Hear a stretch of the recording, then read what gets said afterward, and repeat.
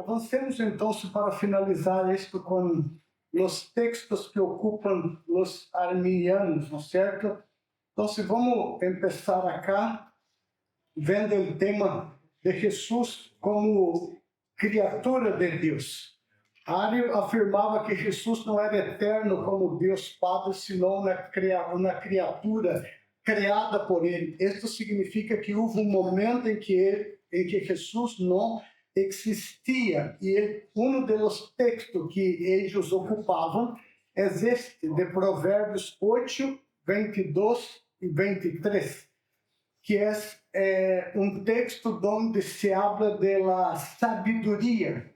E diz assim: o Senhor me criou como o princípio de seu caminho, o primeiro de seus hechos mais antigos. Desde a eternidade fui estabelecida, desde o princípio, antes de que começara a terra. Então, os arianos, Iario e os discípulos veían este pasaje como uma referência à sabedoria, interpretada como o Cristo pré-existente, afirmando que foi criado por Deus. Para os arianos, isto demonstrava que Jesus teve um começo, o qual negava sua eternidade.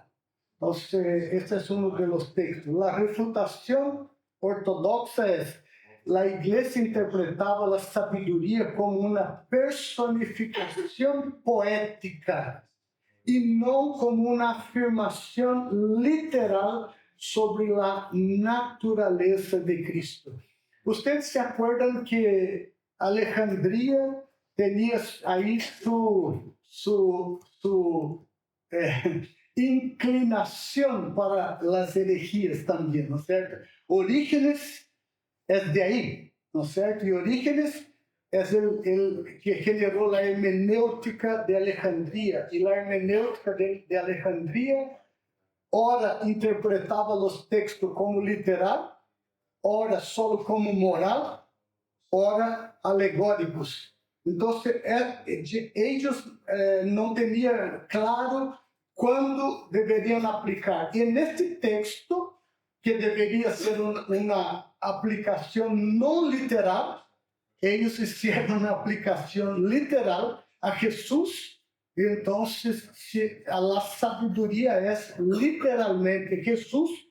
E se a sabedoria é Jesus, e está falando que ela já foi criada, então Jesus não é eterno com o Padre, foi criado por el Padre. Pero Atanásio, Eusébio e Alejandro, eles interpretavam este passagem como uma personificação poética e não como uma afirmação literal sobre a natureza de Cristo. Então, esse é o primeiro. O segundo texto é Colossenses 1:15. Ele é a imagem do Deus invisível, o primogênito de toda a criação. Qual era a interpretação dos arianos? Para eles, primogênito significa que Jesus foi criado primeiro e, por lo tanto, não é eterno. A refutação foi que o término primogênito, do grego prototokos, significa supremacia e preeminência, não criação, não o primeiro ser criado por Deus. Indica que Cristo tem autoridade sobre toda a criação, não que ele forme parte de ella. Então, acá é a refutação e a afirmação. E ayer o pastor Ed trabalhou muito bem o texto de Colossenses 1. Hizo um trabalho exegético, teológico, e a forma com que ele interpretou a palavra primogênito, sacando o tema da cronologia e trazendo o tema para la supremacía y preeminencia de Cristo fue hermoso, fue maravilloso, lo hizo muy bien. De hecho, es esto lo que Pablo está hablando, porque él va a ocupar la misma palabra en Colossenses 2 veces para hablar de esto que es el primogénito de toda la creación, así como también es el primogénito de los muertos. Entonces, acá seguro en la mente de Pablo no está el concepto cronológico, sino que de la exaltación, de la supremacía, de la gloria, de la preeminencia de Cristo sobre toda la creación, sobre todas las cosas que fueron hechas. Entonces, esta es la forma con que la ortodoxia interpretó el texto y refutó la idea ariana. Después también avanzamos por el tema de la subordinación al Padre, que es otro tema muy grande para los arianos, ¿no es cierto? Para ellos, Cristo estaba subordinado al Padre en esencia y dignidad. Era considerado un ser divino, superior a los humanos, pero inferior al Padre. Yo creo que el gran error acá de los arianos es desconsiderar el tema de la economía de la Trinidad. ¿Qué es la economía de la Trinidad? Cuando hablamos de Trinidad, nosotros necesitamos considerar dos aspectos.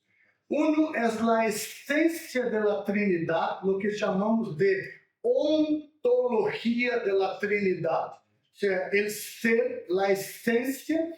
Y el otro es el tema de la economía. Cuando ocupamos esta palabra en la teología, el significado es los papeles, los roles de cada persona de la Trinidad. La esencia es la misma. Nosotros tenemos una esencia en la Trinidad y tres personas distintas. Y no solo personas distintas, sino que con roles, papeles, funciones distintas. Por ejemplo, cuando Pablo trabaja Efesios capítulo 1, el tema de la salvación, y Pablo lo que está haciendo es decir, la salvación es una obra de la Trinidad. Dios el Padre tuvo la función de escribir los nombres de aquellos que él iba a salvar en el libro de la vida. Ese es el rol del Padre. Los predestinó, los eligió. Y después él va a decir, pero al Hijo le tocó redimir todos los que tienen sus nombres escritos en el libro de la vida. Este es el papel, el rol del Hijo. Y al Espíritu Santo les toca convencer, regenerar, convencer, aplicar la redención de Cristo y sellar para la vida eterna.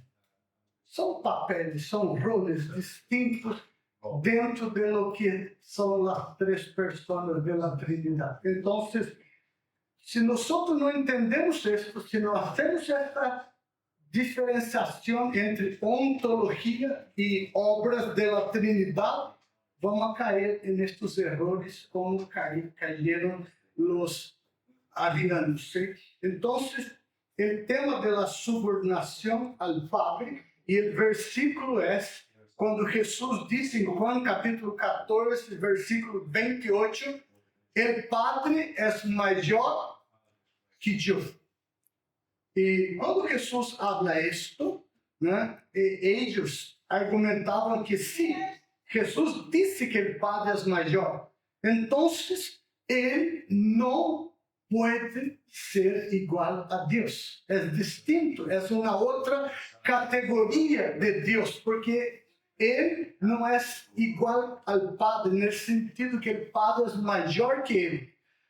La refutación ortodoxa fue, la iglesia enseña que Jesús habla como hombre acá. Primero, es la interpretación en su humanidad y no sobre su esencia divina. El versículo refleja su sumisión voluntaria durante la encarnación. Y esto se da por dos razones.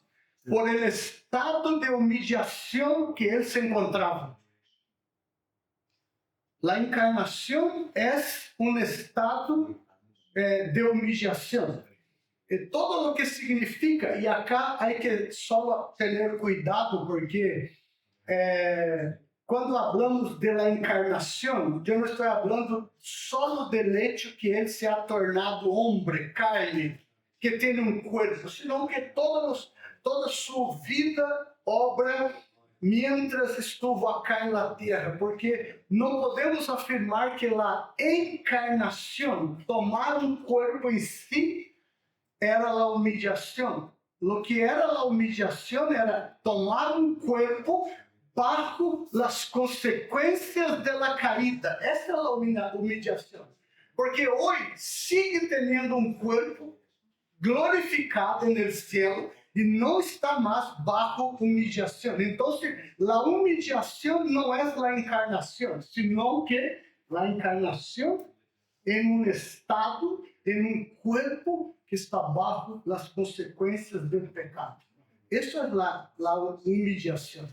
Y en este momento de humillación, él mira hacia el Padre y él habla esto. Y también la función del Padre, el rol del Padre en la Trinidad es lo que nosotros llamamos que la función monárquica. El Padre es el rey. Él tiene esta función de reinar y reinó hasta un momento cuando pasó el cetro del reinado a su Hijo después de la muerte y de la resurrección de Jesús. Y Pablo dijo en 1 Corintios, cuando el Padre hizo esto, subordinó todas las cosas a su Hijo, excepto a él mismo, porque él es el rey. Y después que derrote su último enemigo, devolverá el cetro al Padre, porque dentro de la economía de la Trinidad, el Padre ocupa esta función de rey. Pero estas son funciones, no esencia. La esencia es igual. Por eso que vamos a ver entonces aquí algunos textos, ¿no sé? Por ejemplo, Juan capítulo 14, versículo 8 y 9. Felipe le dijo, Señor, muéstranos el Padre y nos basta. Aquí está Felipe, un buen candidato a hereje, ¿no? Pero el Señor lo enseña, el Señor lo restaura y él va a creer correctamente, ¿no es cierto? Este Felipe, después que Jesús hace, ¿usted se acuerda del download? Que el Señor lo hace la descarga de todo este archivo completo. Él, cuando predica en Hechos, ¿no es cierto? Predica correctamente, exaltando a Cristo como Dios, como Señor, como hombre, el que se encarnó, pero Dios también. Entonces, acá Jesús le contesta, tanto tiempo hace que estoy con vosotros y no me has conocido, Felipe. El que me ha visto a mí, ha visto al Padre. ¿Cómo pues dices tú, muéstranos el Padre? Entonces, acá lo que Jesús está hablando es de la esencia. Son roles distintos, pero yo y el Padre somos uno, en el sentido de la esencia. Quien ve a mí, ve al Padre. Si usted no comprende los roles, Felipe, entonces mira, yo estoy hablando ahora de esencia. Hebreos capítulo 1 dice, versículo 3, el que es el resplandor de su gloria, la imagen misma de su sustancia, y quien sustenta todas las cosas con la palabra de su poder. Él es la imagen misma de su sustancia. Ele é consubstancial com ele Padre, ¿no es cierto? Y 1 Corintios 15, ¿no es cierto? Ahí el texto que yo les hablaba, porque todas las cosas las sujetó debajo de sus pies. Y cuando dice que todas las cosas han sido sujetadas a él, claramente se exceptúa aquel que sujetó a él todas las cosas. Pero luego que todas las cosas les estén sujetas, entonces también el Hijo mismo se sujetará al que le sujetó a él todas las cosas para que Dios sea todo en todos. Acá es el tema de la economía de la Trinidad. Esto es lo que Pablo está hablando acá. Entonces, si entendemos bien el tema del estado de humillación, algunas cosas Jesús dijo bajo un estado de humillación. Y si la entendemos también dentro del tema de la economía de la Trinidad, no vamos a cometer estos errores que cometeram los arianos, ¿no es cierto? También Juan 17, 1 y 5. Padre, la hora ha llegado. Glorifica a tu Hijo, para que también tu Hijo te glorifique a ti. ¿Ve el tema? No es un tema de que uno es mayor que el otro. Ah, no pasó. Sí, está bien. ¿Cuál dice que los Está arriba. Ahí sí, ahora Sí, está. ahí está bien. Entonces, acá ve el tema de que el Hijo glorifica al Padre, pero el Padre también glorifica el Hijo. No es un tema que uno es mayor que el otro. Y yo te he glorificado en la tierra. He acabado la obra que me diste que hiciera. Economía de la Trinidad. Papeles, roles distintos. Ahora pues, Padre, glorifícame tú al lado tuyo con aquella gloria que tuve contigo antes que el mundo existiera. O sea, Cristo es glorioso con el Padre. La gloria del Padre es su gloria, porque son iguales en esencia, ¿no? Y ellos, Cristo es digno de compartir la misma gloria que el Padre. Si fuera menor que el Padre, nunca pediría esto al Padre. Entonces no es menor, es igual, ¿no es cierto? Juan 16, 28. Salí del Padre y he venido al mundo. Otra vez dejo el mundo y regreso al Padre. Esta idea, salir del Padre, es la idea de salir de la misma esencia. Es la idea de decir, yo soy igual que Él, yo salí de Él. Ahí de donde está Él con su gloria, ahí estaba yo, con la misma gloria. Yo salí de esto, de esta posición que es el Padre y está el Padre. Yo vine al mundo, hice su obra, su voluntad y regreso al Padre para estar en el seno del Padre, en igual gloria con el Padre. Por eso, antes ora, pedindo al Padre que vuelva a glorificarlo con la gloria que él tenía con el Padre antes. Y Juan 10, ¿no? 30, ahí es clarito. El Padre y yo, uno somos. Y por supuesto, él no está hablando de la persona, él está hablando ni de los roles, él está hablando de esencia, sustancia. Él y el Padre son de la misma sustancia. Frase assim, está dizendo que o pai é maior que eu, mas não é maior que eu. ¿No? Frase assim, Sí, certo? el Padre era lo que ellos afirmaban. Porque este versículo, Jesús adentro, Jesús dijo esto, que el Padre es mayor que yo. Pero estoy explicando en qué contexto Jesús dijo esto. Bajo la humillación, y bajo la comprensión de los roles de la Trinidad. Por eso Jesús dijo eso. Pero en otras partes, si Jesús dijo, el Padre es mayor que yo, acá Jesús está diciendo, el Padre y yo somos uno. ¿Hay contradicciones en esto? ¿Hay choques de informaciones en esto? No. Si lo tomamos literalmente como ellos lo hacían, sí. Pero si lo interpretamos correctamente, no hay choque de informaciones. Porque acá, en el primer, cuando el Padre es mayor que yo, está hablando de que en el estado de humillación y dentro de los roles de la Trinidad. Pero acá, cuando él habla del tema de esencia, él está hablando entonces que el Padre y yo uno somos. En esencia somos iguales, pero tenemos roles distintos. Entonces, esto se explica por el estado de humillación y por el tema de la economía de la Trinidad.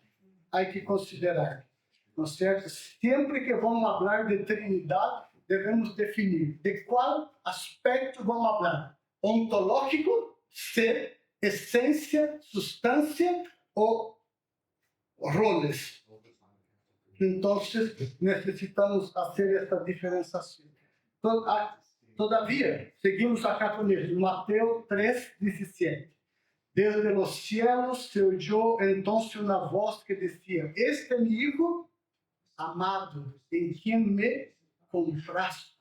Entonces acá el Padre hablando del Hijo. Él es el Hijo. Él es el Padre, Él es el Hijo. Seguro acá no está hablando de esencia, está hablando de roles. Padre y Hijo son roles distintos dentro de la Trinidad. Y Pedro, interpretando esta voz que se escuchó en el cielo, y él estaba ahí, él dice, pues cuando él recibió de Dios Padre la honra y la gloria, desde la magnífica gloria que le fue enviada una voz que decía, este es mi Hijo amado en quien me complazco, y nosotros oímos esta voz que venía del cielo mientras estábamos con él en el Monte Santo. Nosotros somos testigos de esto. Y mira lo que Pedro está hablando, que cuando Dios habla esto, no solo hace ahí un trabajo de revelar los roles en la Trinidad, los distintos roles, Padre y Hijo, pero él habla que Dios Padre honra y glorifica a Cristo con esta afirmación. Reconociendo en él su Hijo, y en este sentido de Dios decir, este es mi Hijo amado, Dios solo puede decir a Jesús. Nadie más es hijo de Dios en este sentido. Porque acá también habla de esencia. Nosotros somos hijos de Dios por adopción. Pero hijo de Dios en este sentido de esencia, Dios solo dijo esto a Jesús, su Hijo. Entonces acá está la prueba de que el Padre no es mayor en el sentido de esencia, por ser un Dios superior, una categoría distinta de divinidad y que Jesús está bajo esta categoría. Entonces acá, en este sentido de hijo, solo Jesús es hijo de Dios en sustancia, en hostia, ¿no? Porque nosotros fuimos hechos hijos de Dios. Somos criaturas de Dios y por el poder de Cristo fuimos hechos hijos de Dios. Entonces, adoptados en la familia de Dios. Somos hijos de Dios, pero no como Cristo es hijo de Dios. Esta voz solo habló a Cristo y le habló más de una vez durante su ministerio. Y Dios nunca habló esto de ningún otro hombre que no sea Cristo. ¿Está bien? Entonces, con esto resolvemos el tema de cómo interpretar este versículo. El Padre es mayor que yo. ¿Ok? Outro versículo, Marcos capítulo 13, versículo 32. Pero en cuanto al día y la hora, nadie lo sabe, ni los ángeles en el cielo, ni el Hijo, sino solo el Padre. La interpretación ariana es, si Jesús no sabe algo que el Padre sí sabe, entonces no puede ser omnisciente. Y por otro lado, no es plenamente Dios. Esta era la interpretación de ellos. ¿Cómo la ortodoxia lo ha interpretado? La explicación tradicional es que Jesús, al asumir la naturaleza humana, se vació temporalmente de ciertos atributos divinos. ¿No? Y vaciarse no quiere decir perderlos. ¿Ok? Porque Ele é imutável, é diferente, é distinto, não ha perdido nenhum de seus atributos.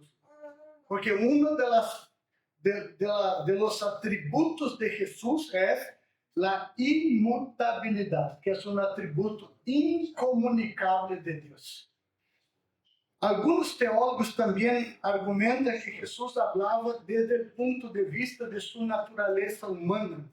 E eu creio que acá está a explicação. E isso acá é difícil, irmão, porque quando falamos da natureza humana de Jesus, nós, ou da persona de Jesus com suas duas naturezas, acá há mistério, há algo tremendo que é difícil de entender, mas se pode aí compreender algo acerca desta persona com duas naturezas, não é certo?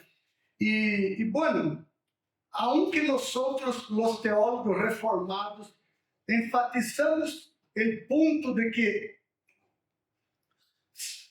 aí, mesmo que ele tinha e tem duas naturezas, a divina e a humana, elas estão separadas, elas não se mesclam. Este é um tema importante de compreender isso. Não há fusão das duas naturezas de Jesus. Também não há confusão, pero elas têm papéis distintos e ações distintas. Então, nós poderíamos falar acerca da persona de Jesus, que enquanto sua persona, ele é infinito, pero também é finito. Les explico. No sentido do logos divino, Jesus é infinito. Pero no sentido de sua humanidade, seu corpo, ele é finito, porque seu corpo só pode estar em puro lugar por vez. O logos de Cristo llena toda a criação.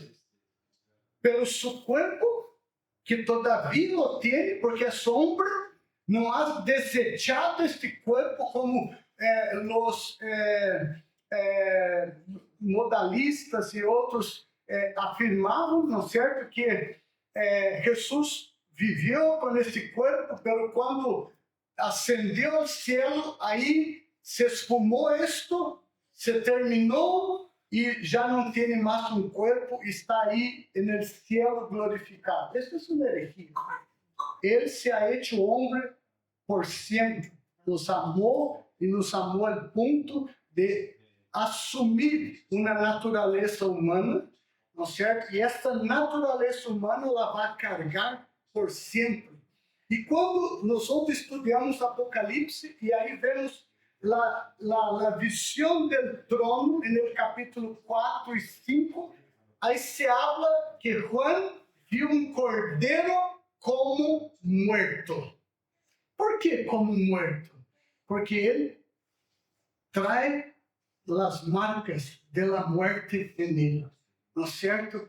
Ele, por isso, é visto como um cordeiro que foi morto, mas não está morto, mas ressuscitou. Pero como é um cordeiro como morto? Porque tinha las marcas de la muerte todavía en sí, allá y una visión en el cielo glorificado. Entonces, con relación al cuerpo de Jesús, el cuerpo de Jesús está a la diestra del Padre. Pero el Logos está por todas las partes de la creación, llena todo. Esses são os mistérios da persona de Jesus, não é certo? Como Deus, como natureza divina, tem todo o poder, mas como homem, tem limitações. E o grande problema que generou as herejías de los 4 primeiros siglos era o medo que as pessoas tinham de divinizar a humanidade de Jesus ou humanizar sua divinidade. Por isso, carregava em uma em detrimento de outra. Mas o que temos que entender é que estas duas naturezas não conflitam. Elas estão juntas, têm suas diferenças, trabalham juntos e servem um propósito de redenção de Deus para a humanidade. Esse é um ponto que não temos muito tempo para aprofundizar isto, pero tratar da união hipostática de Cristo nos tomaria aqui horas para entender esta união das duas naturezas de Cristo em uma pessoa. Pero, hermanos, guardem uma frase.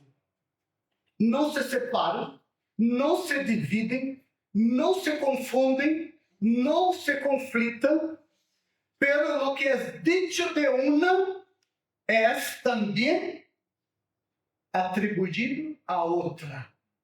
Por esto, la Biblia nunca habla de Jesús el hombre, Jesús divino. La Biblia habla de Jesús, una persona con dos naturalezas. Ora actuava la naturaleza divina, ora actuava la naturaleza humana. Pero la Biblia siempre resalta la persona completa.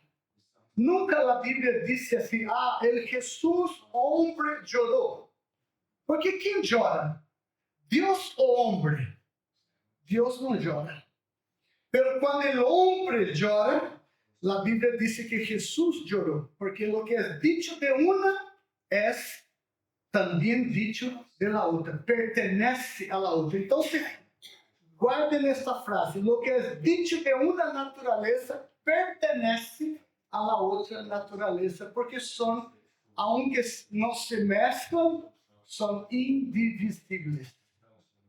Entonces, en ese sentido, de Jesús decir que acerca del día final, nadie lo sabe, excepto el Padre, ni el Hijo, ni Él sabe, Él está hablando de su naturaleza humana. Ahora, ¿el Logos divino lo sabe? Sí, lo sabe, porque es omnisciente. Pero ahí debemos decir, ¿quién no lo sabe? El Hijo. La persona completa no sabe esta fecha porque él dijo, dentro de la economía de la Trinidad, esto quedó reservado al Padre. Y él como Dios, él no dice así, ¿sabe qué? Yo como hombre no sé, pero como Dios, yo sé. No, él asume que la persona, Jesús, el Hijo, no lo sabe. Y él no está mintiendo, porque él no es una persona con dos naturalezas conflitando, divididas, sabe, en choque. No, él está asumiendo que la persona de Jesús, el Hijo, no lo sabe. Pero nosotros entendemos que él no dejó de ser omnisciente. Él no puede dejar de ser omnisciente, porque es inmutable. Si afirmamos que por 33 años dejó de ser omnisciente, entonces él es mutable. Luego, entonces no es Dios. Y la prueba de que Él es omnisciente, veamos algunos textos. Acá está pruebas de la omnisciencia. Conociendo Jesús los pensamientos de ellos, digo, ¿por qué pensáis mal en vuestros corazones? ¿Quién es capaz de conocer pensamientos? Solo quien es omnisciente. E não nos conhece porque esperou que eles pensassem. Los conoce antes que eles pensassem. ¿Se acuerdan também de Mateus capítulo 6, quando Jesus les ensina acerca da oração? Ele dijo, el Padre já lo sabe todo lo que van a pedir antes que ustedes abram.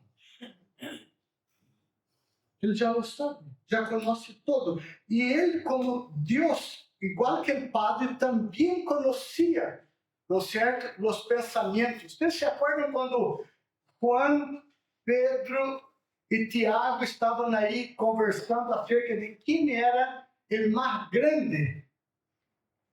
E Jesus, conhecendo seus pensamentos e o que hablavam, aunque estivesse lejos, ele les habla depois e trata do problema. Ele que quer ser o mais grande, tem que ser o menor. Então, ele conhecia os pensamentos. Você se acorda quando Jesus disse a Pedro, Pedro, estão dizendo aí que temos que pagar o imposto. De verdade, temos que pagar. E não há plata na bolsa, porque Judas roubava a plata, então quase nunca havia plata aí, não é certo? Então, Jesus disse a Pedro, Pedro, anda ao lago, ao mar de Galileia, echa aí tu anzuelo e vá pescar peixe, e na boca deste peixe há 2 moedas. Paga o tuyo e o mío. Quem sabe disto? Senão Deus que é omnisciente, que conhece todas as coisas. Esta é a natureza divina de Jesus falando. Mas a Bíblia não diz que foi Jesus divino. A Bíblia diz que foi Jesús, la persona completa. Lucas 6:8, pero él que conocía sus pensamientos, dijo al hombre que tenía la mano seca. Y tenemos varios versículos como este, donde Jesús sabe lo que las personas están pensando. Hechos 1:7, él les respondió, no les toca a ustedes saber el tiempo ni el momento que son del dominio del Padre, pertenece al Padre, pertenece a Él, en la economía de la Trinidad, esto quedó para Él. Y Jesús, como persona completa, lo respeta, porque son roles distintos. Entonces, nosotros entendemos este texto a la luz de otros textos. E talvez por la hermenêutica de Alejandría, é seguro que Atanásio, que Alejandro não ocupava a hermenêutica de Orígenes, mas parece-me que Ario la ocupava e seus discípulos também.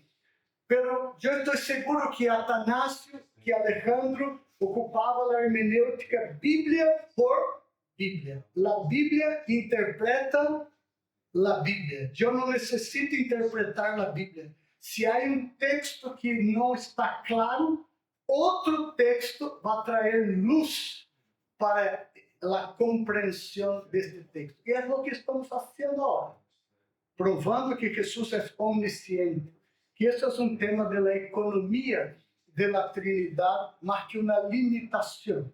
Né? Outro texto, Juan 3:16. Porque tanto amou Deus ao mundo que deu seu Hijo unigênito. A interpretação de Ario e seus discípulos, o término unigênito monogenes. Era entendido por Ario como engendrado ou criado, indicando que Jesus é um ser criado. ¿Cuál fue la refutación? La iglesia, la ortodoxia, enseña que unigénito significa único en su clase, hijo único en esencia. Por eso yo dije que Dios solo llamó de hijo, esta voz de Dios solo fue a Cristo, en el sentido de esencia. En este sentido de esencia, Jesús es el Hijo único de Dios, unigénito, resaltando la generación eterna y no la creación. Entonces, estos textos fueron refutados y reinterpretados por la ortodoxia. Y como los pastores antes de mí que hablaron acá también dijeron, el tema no quedó totalmente resuelto en Nicea. Constantinopla va a profundizar esto, Éfeso también, y después Calcedonia. Calcedonia es donde nosotros tenemos esto como que ya cerrado, con más profundidad, con respuestas más claras, y ahí lo que queda de Calcedonia es lo que tenemos como fe en la cristología hasta hoy día. Y esa es la fe de los reformados, de los arminianos, es la fe incluso en los documentos católicos romanos. No quiere decir que es la práctica romana, católica romana, pero cuando usted lee la cristología católica romana, es la misma que nosotros. No hay cambios, porque estamos sobre lo mismo. Nicea, Calcedonia, Éfeso, Nicea, Constantinopla, Éfeso, Calcedonia. Estamos sobre estas bases y es nuestra fe. Los liberales no la toman así, pero estos grupos sí. Y por supuesto hay los liberales, los testigos de Jehová y los mormones no toman esto como verdad, pero los demás grupos cristianos sí toman esto como una verdad. Bueno, entonces yo quiero ahora también mostrar un poco más de la defensa rápidamente. ¿Cuánto tiempo yo tengo? ¿Qué hora vamos a terminar? 1:15. Vamos a ver entonces. Bueno, yo creo que aquí hay demasiado, no hay tiempo para esto. Com relação, né, à consubstancialidade com o Padre, foi a afirmação de Nicea e o fundamento bíblico. Eu quisiera ler os textos com vocês. Juan 1:1. En el principio ya existía el Verbo, y el Verbo estaba con Dios, y el Verbo era Dios. Para los ortodoxos, este versículo afirma claramente que el Logos, el Verbo, es Dios y existía desde el principio. Fíjense que nosotros estamos limitados, estamos ocupando un verbo en el pasado para alguien que es eterno. ¿Entienden la limitación? Está mal ocupar este verbo en términos de la comprensión de la teología. Pero es lo que tenemos. ¿Cómo vamos a nos expresar? ¿Cómo vamos a traducir esto en la revelación que debería ser escrita en letras? No hay otra forma. Pero es la forma de mostrar que él ya estaba allá con el Padre. También el texto de Juan 10:30, el Padre y yo somos uno. E aqui Jesus declara sobre sua essência con el Padre, ¿no? También sobre la generación eterna del Hijo. Vamos a ver los textos. A Dios nadie lo ha visto jamás. El Dios unigénito que está en el seno del Padre es quien lo ha dado a conocer. La palabra unigénito, monogénesis, se interpreta como único en su especie, destacando la generación del Hijo, que es una generación eterna y no un acto de creación. Conceito clave: la generación eterna significa que Cristo está siempre en relación con el Padre, sin que haya existido jamás un momento en que Él no existiera. Esto se opone a la frase ariana: hubo un tiempo en que Él no era. ¿No es cierto? El concilio también formuló una comprensión equilibrada de la Trinidad. Já les hablé esto, de essência e três personas. Então, vamos avançar com isso, né? E aí entra o tema da união das duas naturezas de Cristo. E, bueno, não há como aprofundizar isto mais de lo que eu já les falei, pero em Calcedônia esta doutrina se cimentou, se cristalizou, se tornou o que é nossa fé e vai afirmar que Cristo é uma persona com duas naturezas e estas duas naturezas estão em uma relação perfeita, sem mesclar-se, e lo que é dicho de uma pertenece à outra. Ok? E aí as vozes em contra do arianismo: Atanásio de Alejandria, Basílio de Cesareia, Gregório de Nacianzo e Gregório de Nissa e, por supuesto, Alejandro também, não é certo? El credo niceno foi a expressão oficial da resposta teológica contra o arianismo.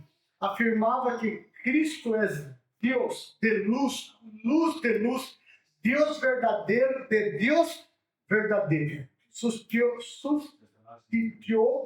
qualquer noção de hijo criado por hijo engendrado, destacando que ele é consubstancial com o Padre. Bueno, e termino acá, e eu quisiera hacer algumas aplicações para nós.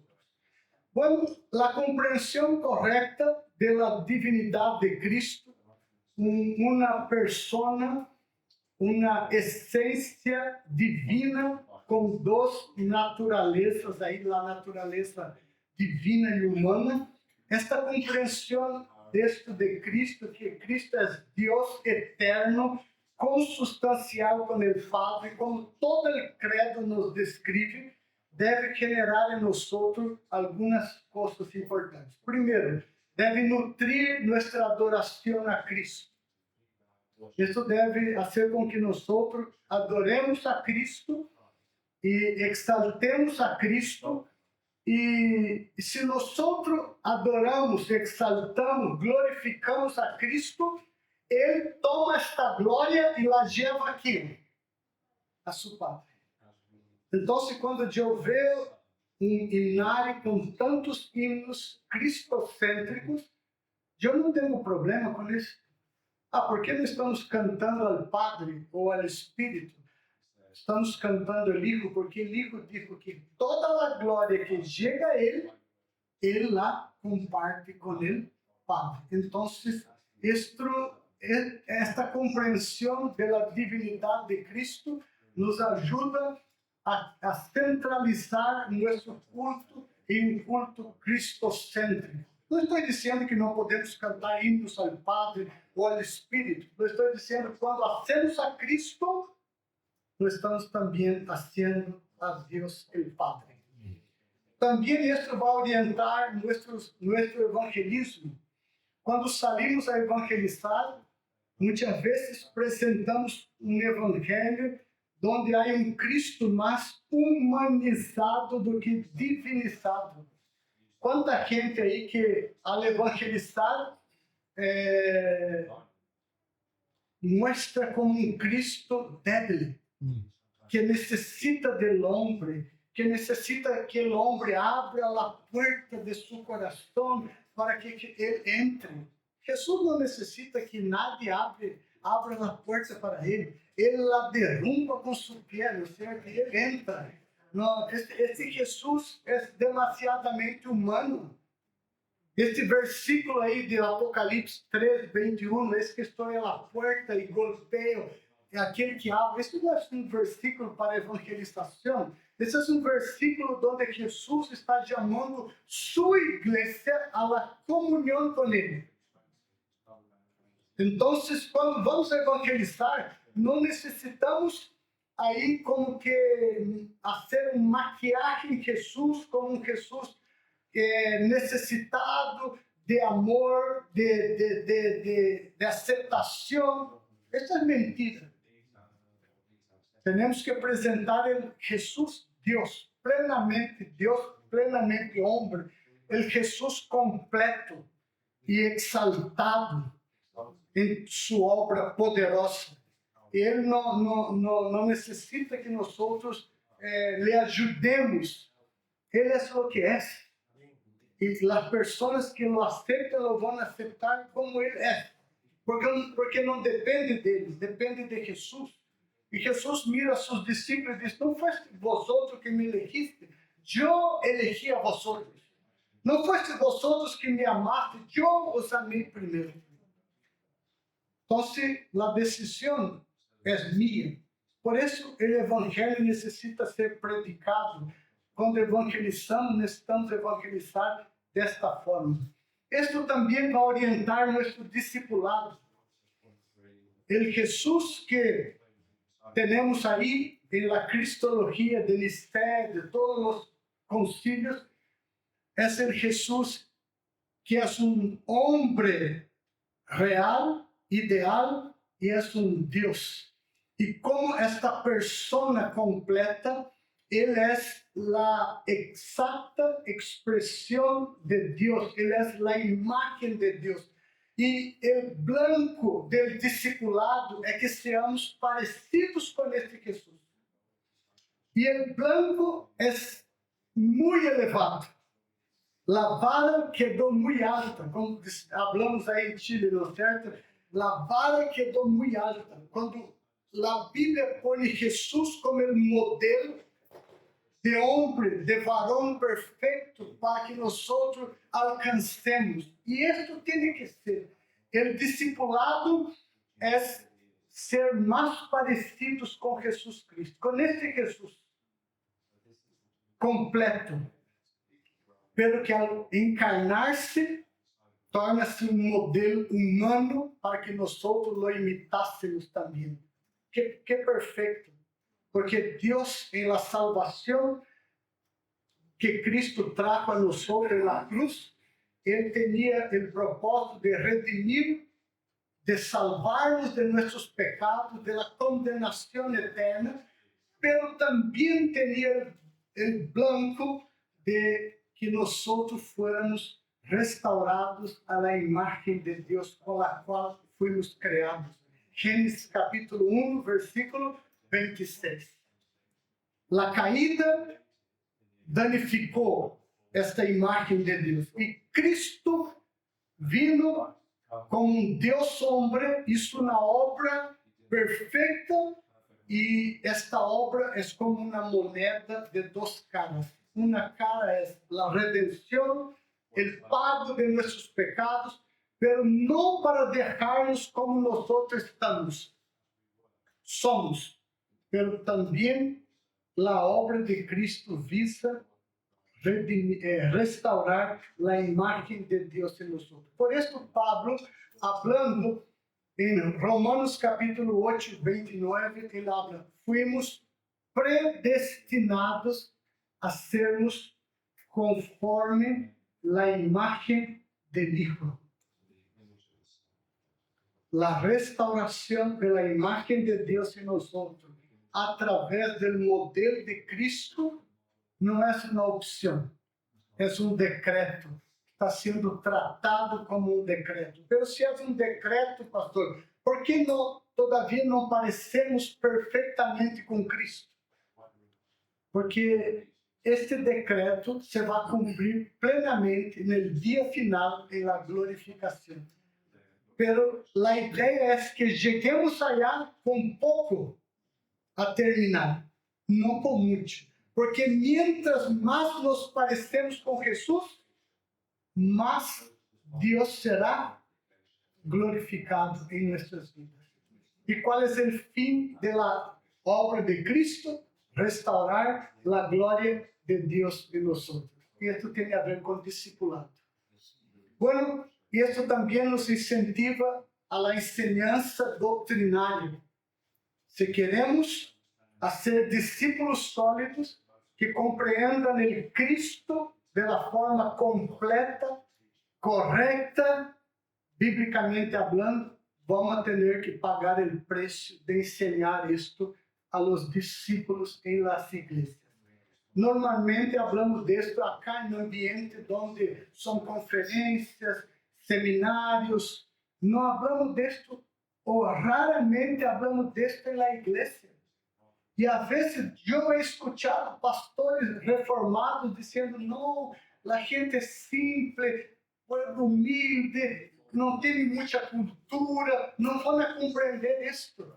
Não, hermanos, não há que subestimar as pessoas, a inteligência das pessoas. E, además, há Deus comprometido que os discípulos aprendam todo o que Jesus ensinou. E este Deus é o Espírito Santo, a terceira pessoa da Trindade. Irmãos, paguemos o preço de ensinar nossas igrejas com profundidade todas as doutrinas bíblicas, pero principalmente toda a cristologia. E quando vai fortalecer nossa esperança, vai orientar nossa vida moral. Cristo é o modelo de santidade para que nós busquemos isto, e também nos vai unir como Igreja Universal de Cristo, na vez que temos a mesma fé. Então, irmãos, eu espero que les haya contribuído um pouquinho. Eu sei que é um tema difícil de trabalhar aí em pouco tempo, pero eu espero que com isto e com o que os demais pastores trabalharam acá, vocês salgam de acá com uma fé, uma cristologia mais consolidada e com ganas de aprofundizar isto e conhecer mais acerca de nosso Redentor, su persona com suas duas naturezas. Que o Senhor les bendiga. E eu estou saindo de acá muito bendecido, e Tânia também. Eu creio que mais aprendi que ensinei. Fui muito bendecido por todos os pastores, por todas as ponências, predicações, e de verdade ha sido uma tremenda bendição. Por isso, les agradeço por a invitação. E, bueno, esperamos seguir caminhando juntos por Cristo, por seu Evangelho e por a glória de Deus. Amém?